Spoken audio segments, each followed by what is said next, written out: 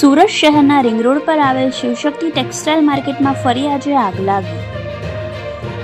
વહેલી સવારે લાગેલી આગે જોત જોતામાં વિકરાળ સ્વરૂપ ધારણ કર્યું.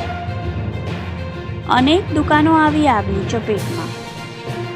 વહેલી સવારે લાગેલી આગ હજી પણ કાબૂમાં આવી નથી. ફાયર બ્રિગેડની 20થી વધુ ગાડીઓ ઘટના સ્થળે પહોંચી.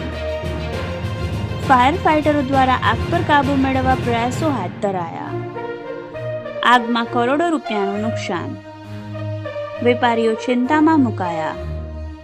સુરતના અનેક વિસ્તારોમાંથી આગના ધુમાડાના ગોટા દેખાયા.